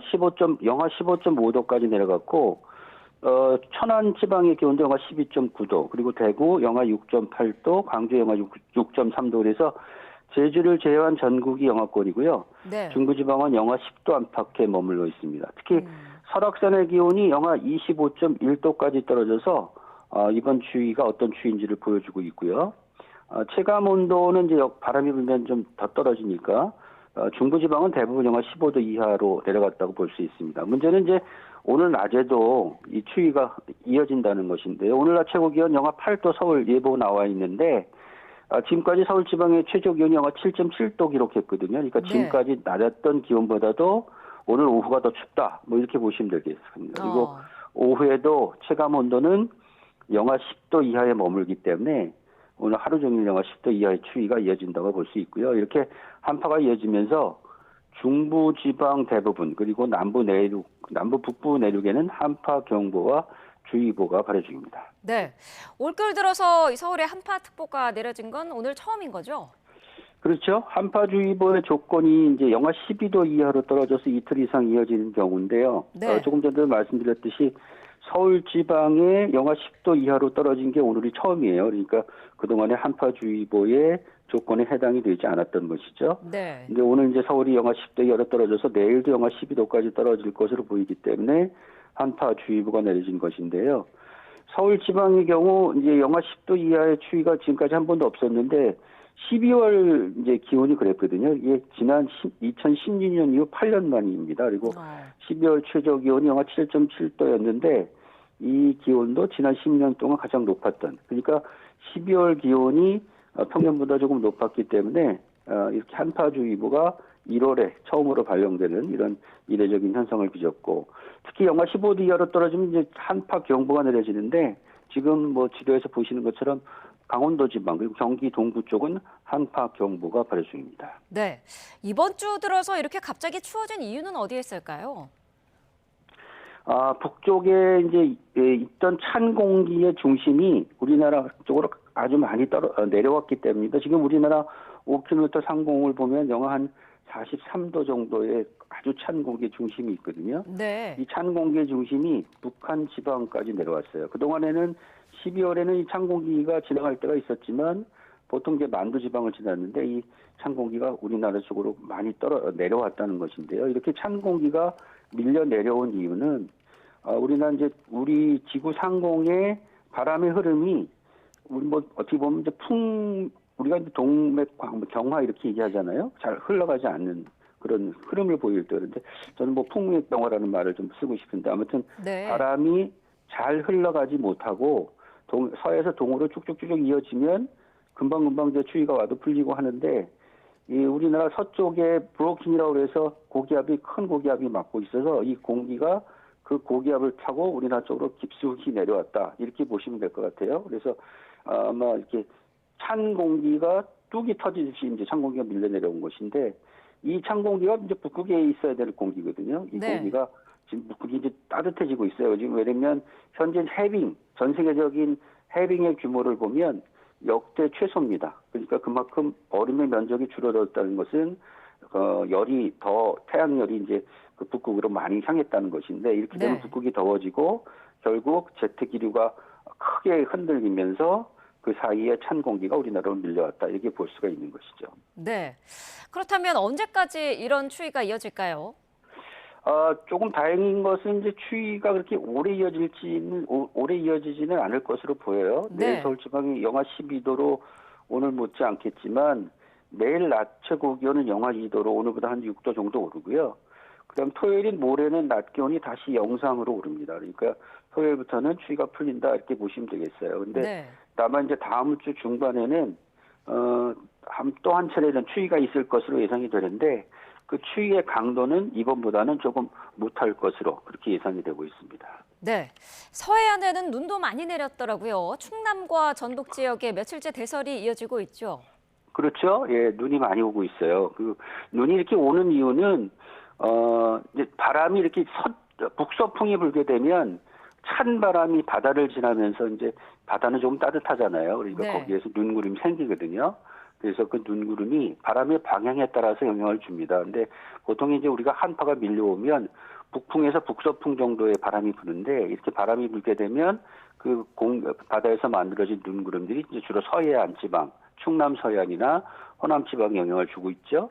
그래서 이렇게 되면 이제 아마 유성 사진 같은 거 이렇게 보시면 마치 이렇게 물결처럼 이렇게 구름이 생기는 걸 볼 수 있는데 네. 이 구름들이 영향을 주면서 지금 많은 눈이 내린 것입니다. 근데 다행스러운 거는 오늘 새벽에는 사실 이제 눈구름이 조금 바닷가에 치우치면서 그렇게 많이 내리지는 않았어요. 네. 하지만 지금 한 5cm 정도의 눈이 내렸는데 근데 이미 많은 눈이 내린 곳이 많거든요. 지금 우주에는 여러분들이 뭐 가보지 않았어서 정말 이렇게 눈이 쌓였어라고 생각할지 모르지만 지금 우주에는 78cm의 눈이 쌓여 있습니다. 네. 그러니까 그 전라북도나 이쪽으로는 한 10cm 정도 안팎의 눈이 쌓여 있다. 그러니까 이쪽으로 가시는 분들은 이 눈에 대한 대비를 하셔야 되겠고요. 그리고 이 추위가 풀리기 전까지는 계속해서 바람 방향이 호남과 충청 지방에 눈을 뿌릴 것으로 보이기 때문에 적어도 모레까지는 이렇게 눈이 자주 내린다라는 생각을 좀 하시는 게 좋을 것 같습니다. 네.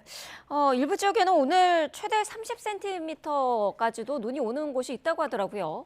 네, 그 지금 이제 예상 적설량을 보면 그 많이 오는 곳은 한 30cm 올 것 같아요. 주로 네. 이제 호남 지방 정도가 될 것으로 보이는데 그리고 충청 지방에도 충남에는 5에서 10cm 정도 그리고 서해안에는 최고 15cm 정도의 눈이 오겠고요.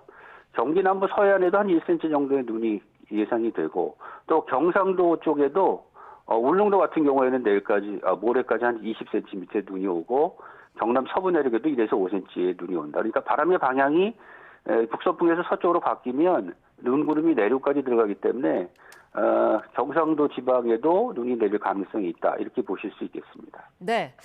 지난 11월에 내린 기습 폭설을 비롯해서 갈수록 기상 현상을 예측하기 어려운 그런 상황이 이어지는 것 같은데 강한 네네. 한파 또 폭설이 남은 겨울에도 또다시 찾아올 가능성이 높을까요? 좀 어려운 전망이긴 한데요. 네. 일단 그러니까 보통 일반적으로 보면 영하 한 15도 안팎의 추위가 한 번씩은 찾아오거든요. 네. 근데 아직은 이제 이번 추위가 이제 그런 추위라고 볼 수 있는데 이거보다 좀 심한 추위가 앞으로도 이제 남은 기간이 있으니까 가능성이 있고요. 그다음에 이제 추위가 오게 되면 이런 폭설도 계속 오겠죠. 폭설은 이제 특히 이제 우리나라 그 주변에 이제 해수면 온도가 높기 때문에 평년보다 높기 때문에 눈이 내리게 되면 조금 더 많이 내릴 수 있는 그런 가능성이 열려 있습니다. 그래서 앞으로 겨울이 끝날 때까지는 이런 한파와 폭설에 대한 대비를 하셔야 되겠는데 네. 다만 조금 다행스러운 것은 현재 이제 기상청에서 내다보고 있는 장기 전망, 3개월 전망을 보면 2월에는 기온이 좀 오를 것으로 보여요. 평년보다 네. 좀 따뜻한 날씨가 이어질 것으로 예상이 돼서 아마 한파는 1월까지가 고비일 것으로 볼 수가 있을 것으로 보입니다. 네. 자, 이번 눈도 무거운 습설이라고 하고요. 또 추워지면 동파 같은 피해도 우려가 되는데 마지막으로 피해를 줄일 수 있는 대비 방법이 있으면 어떤 게 있을까요? 일단은 이제 추위 한파에 대한 대비는 일단 찬바람 이렇게 불면 보통 이제 따뜻한 체온을 뺏어가잖아요. 그러니까 네. 될 수 있으면 체온을 유지하기 위해서 피부 노출을 좀 줄이시는 게 좋고요. 그리고 겨울에도 충분한 수분을 섭취하는 것이 좋습니다. 그리고 영양을 적절히 섭취해서 몸을 좀 튼튼하게 하시고요. 그다음 주거 공간의 경우에는 난방 기구에 혹시 이제 어디가 좀 잘못된 곳이 있는지 이런 것도 잘 살펴보시고 바람이 불어오는 곳은 좀 막아주시는 게 좋을 것 같고요. 그리고 네. 동파를 방지하기 위해서 추동화는 좀 보온재로 감싸는 것이 좋을 것 같고요.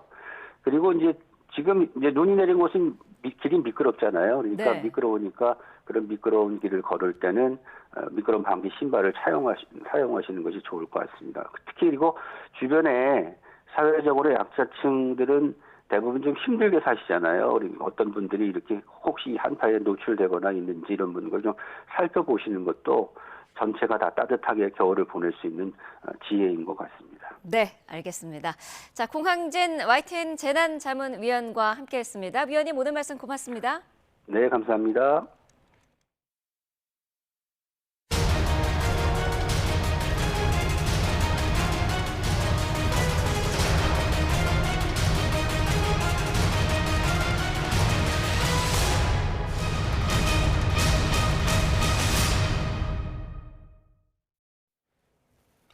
윤석열 대통령 측은 공수처라도 상관없다며 수사권 논란에 달라진 태도를 보이면서도 서울중앙지법을 통한 절차를 거듭 강조했습니다. 차라리 구속영장을 청구하라고 먼저 밝히고 나선 건 공조수사본부 수사에 변수를 만들려는 의도로 풀이됩니다. 김영수 기자입니다. 공수처가 내란죄를 수사할 수 없다는 건 윤석열 대통령 측의 대표적인 방어 논리 가운데 하나였습니다. 그런데 서울중앙지법을 통한다면 수사 주체가 공수처라도 인정하겠다고 태도가 바뀌었습니다. 꼭 조사를 해야 되겠다면 사전영장을 중앙지법에 청구하라는 얘기입니다. 영장 전담 판사가 달랐는데도 두 차례 모두 체포영장이 발부된 만큼 서울 서부지법에서는 변수를 만들기 어렵다고 봤을 가능성이 있습니다. 윤 대통령에 대한 조사 없이 구속영장을 바로 청구하는 게 법적으로 불가능한 건 아니지만 수사기관 입장에선 부담입니다. 반대로 윤 대통령 측은 조사를 위한 체포영장보다 더 신중할 수밖에 없는 만큼 현직 대통령이라는 것과 혐의 소명이 부족하다고 주장하면 다퉈볼 만하다는 판단이 깔린 것으로 보입니다. 실제로 김용현 전 장관을 포함한 군 관계자들의 공소장을 통해 계엄 당시 지시사항이 공개됐지만 윤 대통령 측은 진술이 오염됐을 가능성을 강조합니다. 군은 물론 경찰 수뇌부까지 녹취가 안 되는 비화폰을 사용한 게 자신감의 배경으로 읽힙니다. YTN 김영수입니다. 비상계엄 공조수사본부는 윤석열 대통령에 대한 2차 체포영장 집행 의지를 강하게 드러내고 있습니다. 법과 원칙에 따라 이번에는 반드시 집행에 성공하겠다는 입장입니다. 윤웅성 기자입니다. 윤석열 대통령 측의 입장이 전해진 직후 고위공직자 범죄수사처는 법과 원칙에 따라 수사한다는 방침에는 변함이 없다고 말했습니다. 체포영장은 무효라며 서울중앙지방법원에 구속영장을 청구하라는 대통령 측의 요구에 따를 뜻이 없음을 분명히 하고 2차 체포영장 집행도 예정대로 이뤄질 거라는 뜻을 밝힌 겁니다. 1차 영장 집행이 실패한 뒤 수사 의지가 없다는 비판까지 나오자 공수처는 2차 영장 집행은 반드시 성공하겠다는 각오를 다져왔습니다. 2차 영장 집행이 마지막 영장 집행이라는 그 비장한 각오로 철두철미하게 준비해서 경찰 특수단은 1차 영장 집행 당시에도 박종준 경호처장을 체포해서라도 대통령 신병을 확보하려 했던 것으로 알려진 만큼 2차 집행에도 강한 의지를 보이고 있습니다. 이에 따라 공수처와 경찰은 2차 체포 영장 집행에 성공하기 위해 가능한 모든 수단을 동원할 것으로 보입니다. 하지만 대통령 경호처 역시 물러설 생각이 없습니다. 경호처는 윤 대통령에 대한 체포영장이 다시 발부된 이후에도 법과 원칙에 따라 경호 대상자에 대한 경호 임무에 만전을 기하겠다는 기존 입장과 달라진 것이 없다고 밝혔습니다. 양측 모두 1차 집행 시도 때보다 더 많은 인력과 장비를 동원할 것으로 보여 대치가 길어질 가능성도 있는데 대립이 격해질 경우 총기 사용 등 무력 충돌 우려도 나오고 있습니다. YTN 윤웅성입니다. 2차 체포영장 집행이 조만간 있을 것으로 보이는 가운데 한파주의보가 내려진 오늘도 대통령 관저 앞에서는 탄핵 찬반 집회가 계속되고 있습니다. 현장에 취재기자 나가 있습니다. 정현우 기자, 지금도 집회 인파가 모여 있다고요? 네, 대통령 관저 앞에 나와 있는데 제가 있는 이곳에서 200m 정도 떨어진 곳에서 탄핵 반대 집회가 이어지고 있습니다. 간밤 강추위에도 일부는 밤샘 집회를 이어왔었는데 차도 위에 텐트를 치고서 그 아래에서 모두 다 꽁꽁 싸맨 모습이었습니다. 추위 때문에 한때 인파가 다소 줄어든 듯한 모습도 보였지만 아침이 되면서 참가자들이 다시 늦는 듯합니다. 현장에선 공수처와 경찰에 맞서서 윤석열 대통령을 지켜내야 한다는 구호도 나오고 있습니다. 반면 탄핵 찬성 쪽 집회는 강추위에 잠시 숨고르기에 들어간 모습이었습니다. 간밤 밤샘 집회까지 하진 않았는데 오늘 아침부턴 일부가 무기한 농성에 들어가겠다고 예고하고 있습니다. 또 오후부턴 대통령 관저 아래쪽 차도에 모여서 어제처럼 집회를 이어나갈 예정입니다. 참가자들은 윤 대통령 2차 체포영장을 서둘러 그리고 또한 제대로 집행할 것을 촉구할 전망입니다. 집회 현장에는 혹시 모를 사태에 대비해 경찰 기동대 인력도 곳곳에 배치돼 있습니다. 집회가 본격화하진 않은 탓에 참가자들 사이 일부 고성만 오갔고 물리적 충돌은 빚어지지 않고 있습니다. 네, 체포영장 2차 집행이 곧 이뤄질 것으로 보이는데 관저 쪽 움직임은 어떻습니까? 네, 저희가 중계에 앞서서 대통령 관저 쪽 진입로를 한 차례 보고서 왔습니다. 2차 체포영장 집행 가능성이 나오는 상황에 경비는 여전히 삼엄한 모습이었습니다. 우선 가장 바깥쪽 1차 집행 당시 경호처와 경찰이 맞섰던 관저 철문 쪽에 있는 버스는 여러 대가 겹겹이 차벽을 형성하고 있는 모습입니다. 철문 역시 차량이 출입할 때를 제외하고는 굳게 닫혀 있는 걸 확인할 수 있었습니다. 경호처는 경내 곳곳에 원형 철조망을 두르고 일부 출입문엔 쇠사슬까지 둘러 출입을 막으면서 2차 체포영장 집행에 대비하고 있습니다. 이곳 진입로 쪽에선 더 위쪽 2, 3차 저지선의 상황까지 확인하긴 어렵지만 체포영장 재집행 때 경찰 형사기동대나 특수견인차 등이 동원될 가능성도 언급되고 있는 만큼 경호처는 대비태세를 전보다 철저히 하고 있을 것으로 보입니다. 지금까지 서울 한남동 대통령 관저 앞에서 YTN 정현우입니다. 이런 가운데 윤 대통령 측의 입장 변화가 나왔습니다. 적법 절차에 따른다면 공수처의 구속영장에도 응하겠다고 밝힌 건데요. 태도 변화의 배경이 주목됩니다. 박성배 변호사와 자세히 짚어보겠습니다. 어서 오십시오.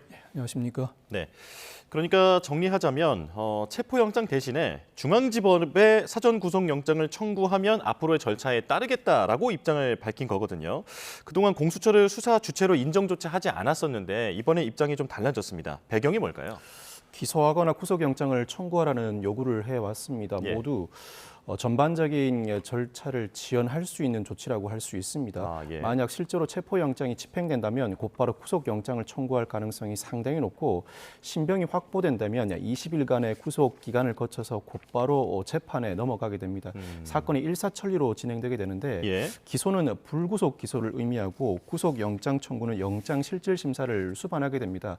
모두 현재 공수처가 그리고 있는 계획보다는 다소 절차가 지연된다고 평가할 수밖에 없습니다. 특히 예. 구속영장 청구 시에는 영장실질심사가 필수적으로 동반되는데 영장실질심사에는 어차피 응할 계획을 가지고 있었던 것 같습니다. 다만 이 주장은 얼핏 보기에는 예. 공수처의 수사에는 이제 응하겠다는 취지로 읽히지만 예. 또 다른 측면에서는 극단적으로 형사재판을 진행하지 않겠다는 의사로도 읽힐 수 있습니다. 그 이유가 만약 실제로 윤 대통령의 신병을 확보한다면 어떤 형태로든 형사재판은 진행할 수 있습니다. 이미 예. 구속된 피고인이 형사재판에 불출석하고 교도관에 의한 인치가 불가능하다면 이때는 법원이 직권으로 형사재판을 그대로 진행할 권한이 발생합니다. 그렇지만 만약 불구속 기소하거나 구속영장이 발부되었음에도 이 구속영장 집행에도 실패한다면 즉 불구속 상태가 앞으로도 쭉 이어진다면 예. 이 사건 형사재판 진행은 불가능합니다. 이를 피고인이 출석하지 않는 경우에도 형사재판을 진행하는 경우를 궐석재판이라고 일컫는데 예. 이 궐석재판은 장기 3년 이하의 징역, 금고 또는 벌금형에 해당하는 사건만 진행할 수 있습니다.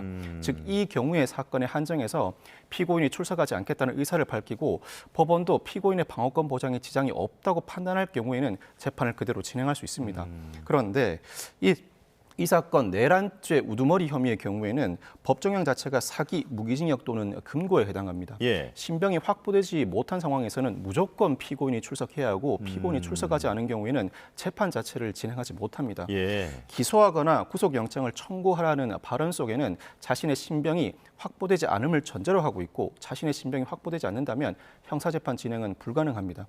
탄핵 심판부터 먼저 진행하고 형사재판 진행은 최대한 늦추겠다는 의지로도 읽히는 대목입니다. 그렇군요. 그러니까 수사 대신 재판이다라고 하는 건 전략으로도 좀 요약을 하는 경우가 있었는데 지금 설명을 들어보니까 신병 확보가 안 된다라는 것을 전제로 지금 이런 전략을 펼치게 되는 거고 그렇습니다. 이것도 어떤 재판 지연 전략의 일환으로 이해할 수 있다. 그동안 탄핵 심판부터 먼저 진행해 와야 한다고 주장해온 만큼 탄핵 심판보다 형사재판이 더 빠르게 진행되는 사태만큼은 막겠다는 의지로 읽힙니다. 아, 그렇군요.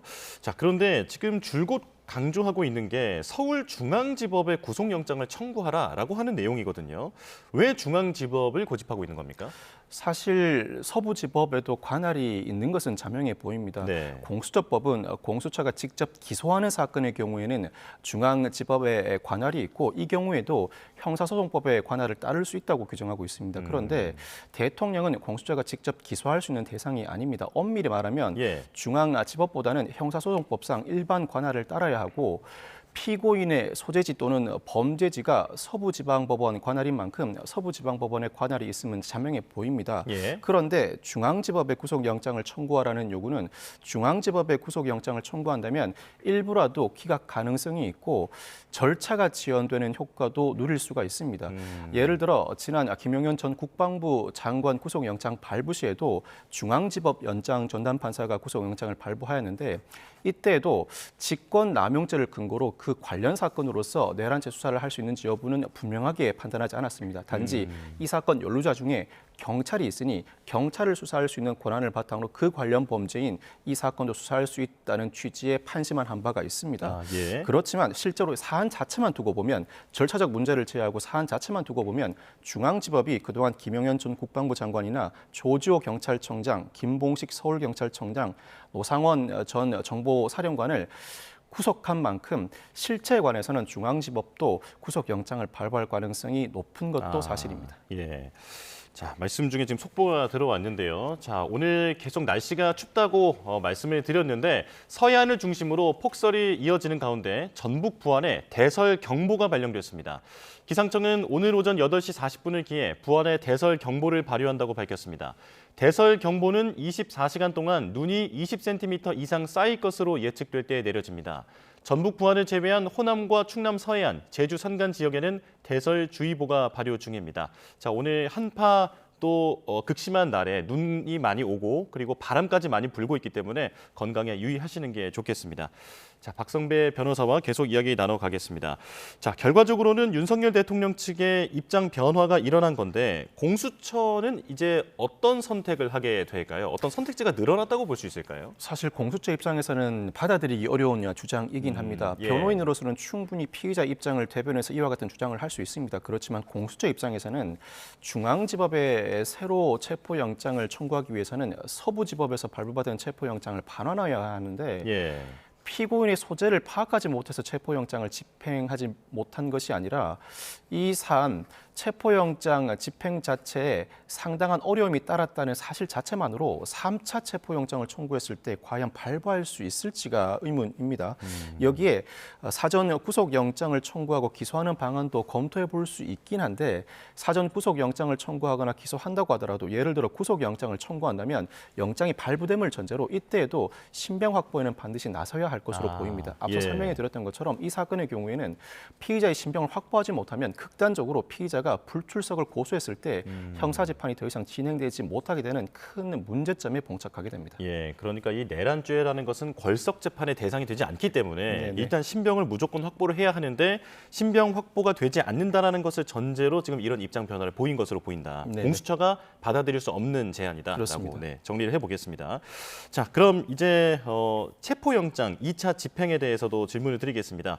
영장은 다시 발부받은 지 사흘째가 됐는데 2차 체포영장 집행 어떤 식으로 언제 이루어질 것으로 전망이 됩니까? 1차 체포영장 집행 당시보다 더 어려워진 상황입니다. 네. 무엇보다 경호처가 동원할 수 있는 인력이 400명에서 500명 정도로 알려져 있습니다.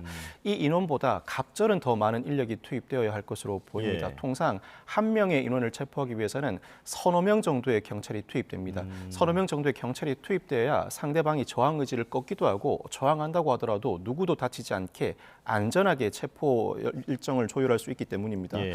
이 사건의 경우에는 국수본에 이 사건 수사를 담당하는 경찰이 120명이 있는데 여기에 더해서 형사기동대나 일선 경찰서 강력계 형사들 전반이 동원될 가능성이 높습니다. 예. 무엇보다도 경호처, 차장 등이 특수공무집행 방해 혐의로 입건된 상황인데 사전에 체포영장을 발부받거나 현장에서 체포영장 집행을 시도하는 과정에서 또다시 저지 시도가 일어난다면 현행범 체포를 하는 방식으로 실제로 현행범 체포 등 체포를 단행해야 할 필요성이 있습니다. 예. 공무집행 방해죄가 성립한다는 경고와 실제로 현행범 체포에 이르는 상황은 그 차원을 달리한다고 할 수 있습니다.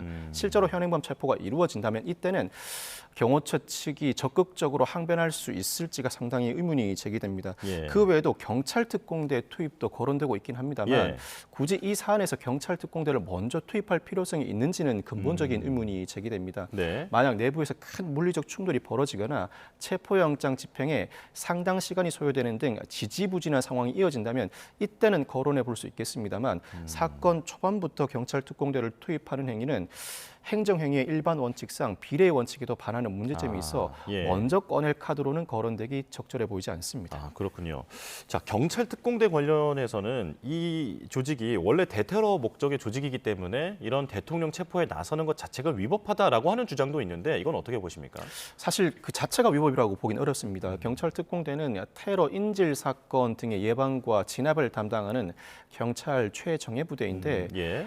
어떤 경우에도 이 사안을 해결할 수 없는 물리적 현장이 있다면 경찰 특공대는 종종 출동하기도 합니다. 그 임무 범위에 어떤 한정이 있다고 보기는 어렵습니다. 예. 체포영장 집행 과정에서 특히나 경호처가 무기를 동원한다면 이때는 경찰 특공대를 동원할 만한 상당한 정당성이 확보됩니다. 그렇지 않은 상황에서 투입하는 것 자체는 굳이 필요할까라는 근본적인 의문이 제기될 뿐 예. 법적 근거가 존재하지 않는다고 평가하기는 어렵습니다. 그렇지만 그렇군요. 경호처가 직접 무기를 동원할 가능성이 거론은 됩니다만 실제 집행에 나설 가능성은 낮아 보입니다. 만약 경호처가 무기를 꺼내들고 이로 인해 영장을 집행하는 공수처나 경찰 인력 누구 하나라도 다치게 된다면 이때는 상황이 급반전됩니다. 헌정사상 법원이 발부한 영장을 집행하는 현장에서 무기가 등장하고 그로 인해 영장 집행자가 다치는 상황이 벌어진 일은 거의 전례가 없다시피 합니다. 그렇군요.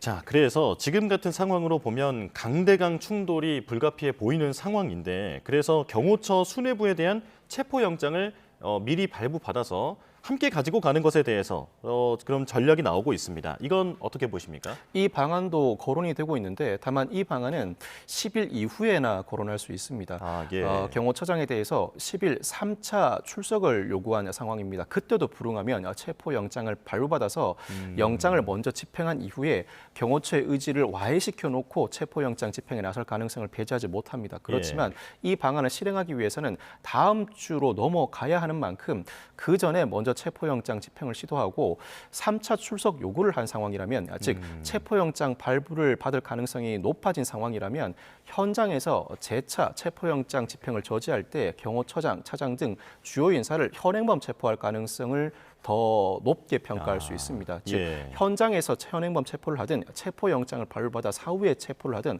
어떤 형태로든 체포 시도를 할 가능성이 높고 실제로 주요 인사에 대한 체포가 단행된다면 이때는 경호처가 물리력을 동원하기가 상당히 부담스러워질 수밖에 없습니다. 예, 지금 이 체포영장의 기한이 언제까지인지 공개되어 있지 않기 때문에 저희가 시간표를 정확히 알 수는 없지만 만약에 이제 경호처 수뇌부에 대한 체포영장까지 함께 발부를 받는 전략을 택한다면 이때는 조금 더 촉박해진다라고 그렇게 이해를 할 수는 있을 것 같습니다. 자, 그런가 하면 그 일부 여당 국회의원이 지금 관저 앞에서 지금 모여서 집회 참가자들과 함께 좀 시간을 보내고 있는데 만약에 그 윤 대통령을 체포하는 과정에서 의원들이 현직 국회의원들이 저지에 동참을 하게 된다면 이것도 처벌을 받게 됩니까? 국회의원은 회기 중 불체포 특권을 보유합니다. 현재 임시회가 열리고 있어서 회기였다가 회기가 아니었다가를 반복하고 있는 상황인데 만약 임시회 등이 열려 회기 중에 국회의원들이 이를 막아선다면 불체포 특권을 보유하는가? 불체포 특권을 보유하지 않습니다. 회기 중이라고 하더라도 현행범은 불체포 특권의 예외 사유에 해당합니다. 만약 예. 체포영장 집행을 막아선다면 이는 공무집행 방해죄 현행범에 해당하므로 경찰은 즉각 현행범 체포를 단행할 수 있습니다. 그렇지만 현실적으로는 국회의원들을 대거 체포하는 것 자체가 수사기관 입장에서는 상당히 부담스러운 대목이라 국회의원이 현장에 소재하지 않고 있는 시간을 택해서 체포영장 집행에 나설 가능성이 높습니다. 그렇군요. 아무리 국회의원이라 하더라도 불체포 특권이 있지만 만약에 현행범인 경우에는 체포가 될 수 있다라고 지금, 분명하게 말씀을 해주셨는데요. 자, 그런데 지금 윤석열 대통령이 사실 관저에 없을 수도 있다라고 하는 주장이 야당을 중심으로 나왔습니다. 만약에 정말 관저에 진입했는데 대통령이 관저에 없다면 어떻게 되는 겁니까? 체포영장 집행의 기본 전제는 피의자의 소재 파악입니다. 소재 파악만 이루어진다면 곧바로 체포영장 집행에 나서는 것이 일선의 실무 관례라고 할 수 있는데 이와 같은 주장이 나옴과 별개로 아마 경찰은 현재 윤 대통령의 소재를 실시간으로 파악하기 위한 노력을 계속하고 있을 것으로 보입니다. 그 방식에 대해서 언급하는 것은 적절치 않습니다만 현재 관저에 있는지, 관저에 있다면 여타 공간에 소재하고 있는지 등 전반적인 상황을 실시간으로 파악하고 있을 가능성이 상당히 높습니다. 그렇군요. 자, 그런가 하면 사실 윤석열 대통령이 계속해서 헌법재판소라든지 혹은 어떤 내란죄 관련 재판이라든지 이런 곳을 선택하려고 하는 어떤 그런 전략의 바탕이 될 수도 있는 그런 지금 선고가 하나 나왔거든요. 그러니까 이른바 민주당 돈봉투 의혹 사건인데 핵심 증거였던 이정근 녹취록이 위법 수집 증거로 판단이 되면서 이 돈봉투 관련해서 일부 무죄가 나왔거든요. 자, 이게 좀 법리적으로 복잡하거든요. 좀 설명 부탁드릴게요. 송영길 대표가 어제 1심 판결을 선고받았는데 일부 유죄가 선고됐습니다. 다만 주요 사건이었던 돈봉투 의혹과 관련해서는 전부 무죄가 선고되었습니다. 무죄가 선고된 이유가 애초 이 사건이 게시되게 된 이유 이정근 전 사무부총장의 녹취록이 결정적인 근거였는데 이정근 전 사무부총장의 녹취록이 위법 수집 증거로 채택되지 않았기 때문입니다. 애초에 이정근 전 사무부총장은 자신의 개인 비위로 수사를 받는 과정에서 휴대전화를 제출한 바가 있습니다. 임의 제출 방식으로 검찰이 이 휴대전화를 압수를 단행했는데 이 휴대전화를 임의 제출 받는 과정에서 이정근 전 사무부총장이 임의로 임의 제출했다고 볼 수 있는가, 나아가서 임의로 임의 제출했다고 하더라도 휴대폰 내에 있는 모든 전자정보를 다 제출할 의사가 있었는지가 주요 쟁점으로 다퉈져 왔습니다. 1심 재판부가 판단하기에는 모든 정보를 다 제출한다는 의사까지는 확인하기 어렵다. 만약 애초에 이정근 전 사무부총장의 개인 비위와 무관한 또 다른 사건을 수사하기 위해서는 별개의 압수수색 영장을 받아서 그 압수수색 영장에 기해서 모든 전자정보를 압수했었어야 되는데 그와 같은 절차를 진행하지 않고 단순히 당사자로부터 임의 제출받는 형식을 취하는 것은 사실상 위법하게 증거를 소집하는 절차에 불과하다고 판시했습니다. 즉 돈봉투 사건에 유력하게 연결되는 이정근 전 사무부총장의 휴대전화 녹음 파일이 임의 제출 방식으로 검찰이 압수한 형태 자체가 위법하게 증거를 수집한 절차이므로 모두 증거를 채택하지 못한 것입니다. 주요 근거가 확보되지 못한 상황에서 관련자 진술만으로는 송영길 대표에 대해서는 돈봉투 사건과 관련해 유죄 판결을 선고할 수 없다는 취지가 담겨 있습니다.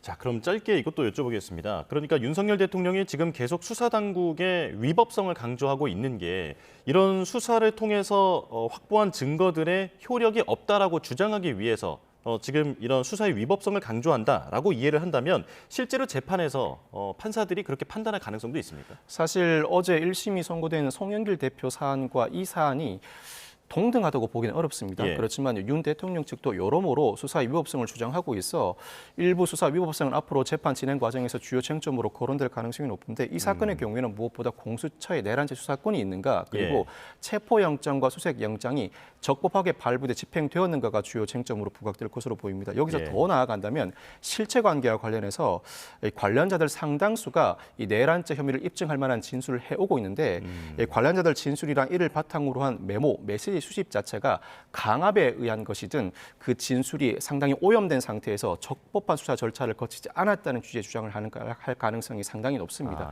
수사기관도 이와 같은 문제 제기가 예상되는 이상 수사를 신속하게 진행하는 것도 중요하지만 적법 절차를 보다 철저하게 준수할 필요성이 있어 보입니다. 알겠습니다. 수사의 정당성도 반드시 확보가 되어야 한다라고 정리하겠습니다. 자, 지금까지 박성배 변호사와 함께했습니다. 고맙습니다. 감사합니다.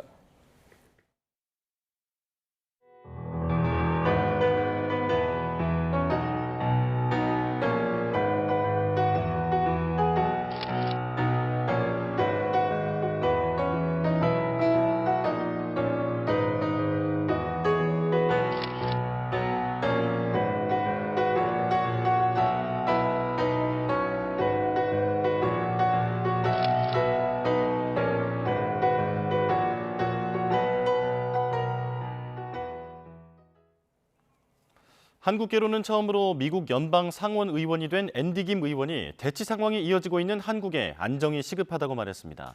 특히 정치인들이 자신들의 야망을 채우기 위해 현재 상황을 이용해서는 안 된다고 지적했습니다. 권준기 특파원입니다.